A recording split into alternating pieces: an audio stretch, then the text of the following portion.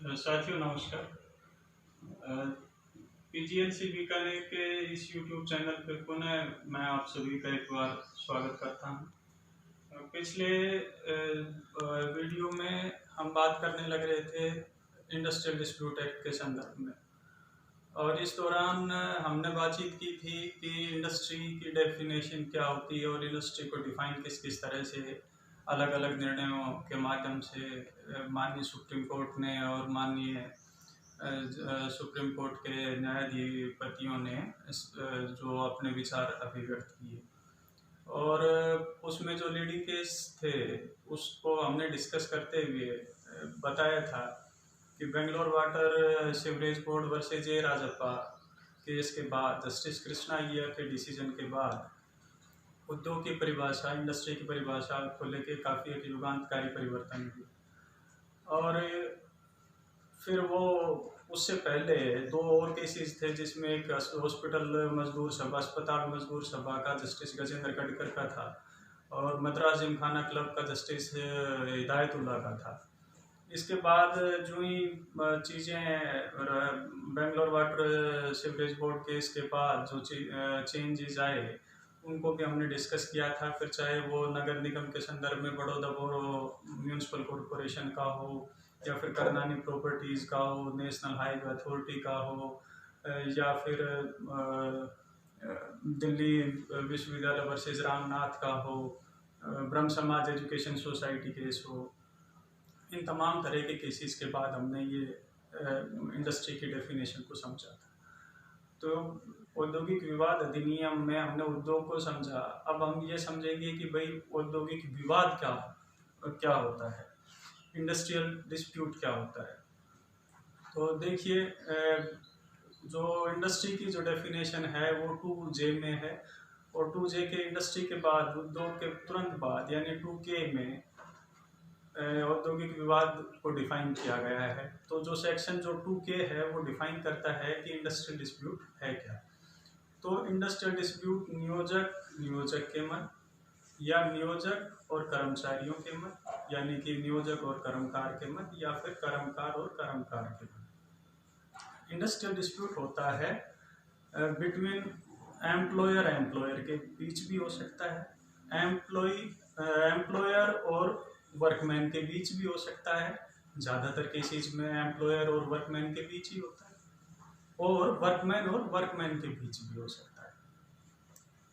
किसको लेके होगा? किसी व्यक्ति के एम्प्लॉयमेंट को लेके, या अनएम्प्लॉयमेंट को लेके, या फिर टर्म्स ऑफ एम्प्लॉयमेंट को लेके, या फिर वर्किंग कंडीशंस ऑफ लेबर को लेके। तो बात जो निकल के आई कि औद्योगिक इंडस्ट्रियल डिस्प्यूट एक ऐसा डिस्प्यूट होता है जो कि एम्प्लॉयर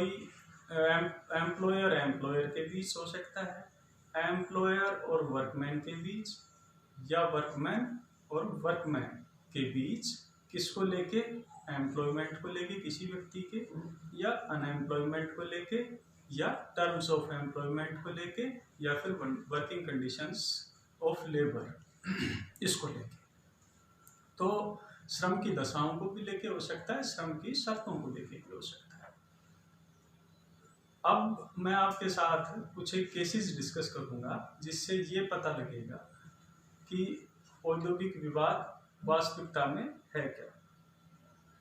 देखिए, लीडिंग केस एक इसमें आता है दीमाकुची टी एस्टेट के कर्मचारियों का और उनके प्रबंधकों का। तो जो केस है वो है दीमाकुची टी एस्टेट के वर्कर्स यानी कर्मकारगण वर्सेज दीमाकुची टी एस्टेट के प्रबंधक।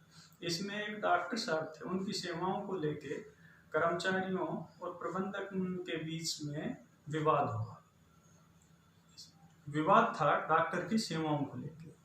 माननीय सुप्रीम कोर्ट ने डिसाइड किया कि जरूरी नहीं है कि जो व्यक्ति है वो एक कर्मकार हो, वो एक वर्कर हो। यदि उसके नियोजन या अनियोजन या फिर उसकी श्रम की शर्तों को लेके यदि कंसर्न इंडस्ट्री के जो वर्कमैन हैं वो हितबद्ध हैं, उनका सार्ववान या यथार्थ हित है, तो भी ऐसे डिस्प्यूट को आप इंडस्ट्रियल डिस्प्यूट मानेंगे। इंडस्ट्रियल डिस्प्यूट के लिए ज़रूरी होता है कि एक पक्षकार कोई मांग रखे और दूसरा पक्षकार उस मांग को अस्वीकार करे। डिस्प्यूट होता ही तभी है जब एक पक्षकार अपनी बात रखता है और दूसरा उसको स्वीकार नहीं करता। जब स्वीकार हो ही जाए तो फिर डिस्प्यूट रहेगा। इसी तरह से Shambhunath Goyal versus union bank of bank of Baroda, Shambhunath Goyal versus bank of Baroda, इस केस के अंदर ये डिस्कस किया गया कि जरूरी नहीं है कि कोई लिखित मांग पत्र ही आप सौंपें। आवश्यक नहीं है कि कोई लिखित मांग पत्र एक पक्ष के द्वारा दूसरे पक्ष को सौंपा जाए। यानी कि लिखित नोटिस का दिया जाना जहाँ पे लोकोपयोगी सेवाएं हैं उसमें तो जरूरी हो ही जाता है। पब्लिक यूटिलिटी सर्विसेज की कंडीशन के अंदर तो जरूरी हो जाता है। पब्लिक यूटिलिटी सर्विसेज क्या है ये मैं आपसे अभी डिस्कस करने वाला हूँ। पब्लिक यूटिलिटी सर्विसेज के लिए तो लिखित नोटिस का दिया जाना जरूरी है, लेकिन Shambhunath Goyal versus bank of Baroda case में ऑनरेबल सुप्रीम कोर्ट ने कहा कि आप लिखित नोटिस ना दें तो भी इंडस्ट्रियल डिस्प्यूट उत्पन्न हो सकता है। इंडस्ट्रियल डिस्प्यूट के लिए जरूरी है कि एक व्यक्तिगत विवाद औद्योगिक विवाद में तभी कन्वर्ट होता है जबकि उसको या तो अधिकांश कर्मचारियों का, अधिकांश श्रमिकों का या अधिकांश वर्कमैन का समर्थन हो या फिर समर्थन हो उनको ट्रेड यूनियन का यानी कि श्रम संघ का। इंडियन ऑक्सीजन लिमिटेड का एक केस था, उसके अंदर भी ये बात कही गई कि एक जो अल्पसंख्यक जो श्रमिक संघ है और जो अनरजिस्टर्ड है उसके अंदर भी पर्याप्त गुण होते हैं कि वो औद्योगिक विवाद के संदर्भ के अंदर कोई मांग रख सके, कोई बात रख सके। इसके अंदर इंडस्ट्रियल डिस्प्यूट के अंदर ज़्यादातर जो केसेज हैं वो न्यूज़पेपर से रिलेटेड आपको मिलेंगे। न्यूज़पेपर लिमिटेड वर्सेस औद्योगिक न्यायाधिकरण उत्तर प्रदेश, इसमें जैसा कि मैंने कहा कि औद्योगिक विवाद के अंदर परिवर्तन के लिए व्यक्तिगत विवाद हो, यानी कि व्यक्तिगत विवाद औद्योगिक विवाद तब बनता है जबकि उसको श्रमिक जो संघ है उसने समर्थन दिया हो। इस केस के अंदर न्यूज़पेपर लिमिटेड वर्सेज औद्योगिक न्यायाधिकरण उत्तर प्रदेश केस के अंदर जो श्रम संघ था उसने उसको अपना समर्थन नहीं दिया था, उसने उस विवाद को अपना समर्थन नहीं दिया था, इसलिए उसको इंडस्ट्रियल डिस्प्यूट नहीं माना गया। यानी कि जरूरी है कि व्यक्तिगत विवाद औद्योगिक विवाद में कन्वर्ट तभी होगा जबकि अधिकांश श्रमिक उसको उठाएं या फिर श्रम संघ का उसको समर्थन हो। केस न्यूज़पेपर लिमिटेड वर्सेज औद्योगिक न्यायाधिकरण उत्तर प्रदेश। इसके बाद बिन्नी लिमिटेड वर्सेज वर्कमैन। देखिए, जरूरी नहीं है कि जो श्रम संघ हैं वो समर्थन दें, जरूरी नहीं। कई बार ऐसा होता है कि आज की तारीख में समर्थन दिया और कल को समर्थन वापस ले लिया, यानी कि समर्थन वापसी। तो जहाँ पे समर्थन वापसी का जब प्रश्न हो जाता है तो एक दिन समर्थन दिया या 10 दिन के लिए समर्थन था, उसके बाद वापस हो गया, ऐसी स्थिति के अंदर क्या होगा? तो ऐसी स्थिति के अंदर दो केसेस हैं, working journalist of Hindu versus Madras state और Binny limited versus workman. Binny limited versus workman और वर्किंग जर्नलिस्ट ऑफ हिंदू, इन दोनों केसेस के अंदर उद्योग जो विवाद था उसके संदर्भ में श्रम संघ ने समर्थन दिया और फिर समर्थन वापस ले लिया। तो ऐसी स्थिति के अंदर जो समर्थन वापस लिया गया उसका कोई प्रभाव नहीं पड़ता। यदि एक बार श्रम संघ ने समर्थन दे दिया तो फिर वो औद्योगिक विवाद ही माना जाएगा, भले से बाद में श्रम संघ उससे अपना समर्थन वापस ले ले। इसके बाद एक केस हमारे राजस्थान के संदर्भ में भी है। राजस्थान पत्रिका हमारे यहाँ का काफ़ी फेमस अखबार है और जगदीश नारायण शर्मा वर्सेज राजस्थान पत्रिका का केस है। इसमें एक एम्प्लॉय के ट्रांसफ़र को लेके कोई विवाद था और उसको भी औद्योगिक विवाद माना गया। तो कुल मिला के जो स्थिति जो आती है वो यही आती है कि जो औद्योगिक विवाद है वो किससे संबंधित होता है, employ workman, employer workman, employer employer या वर्कमैन वर्कमैन।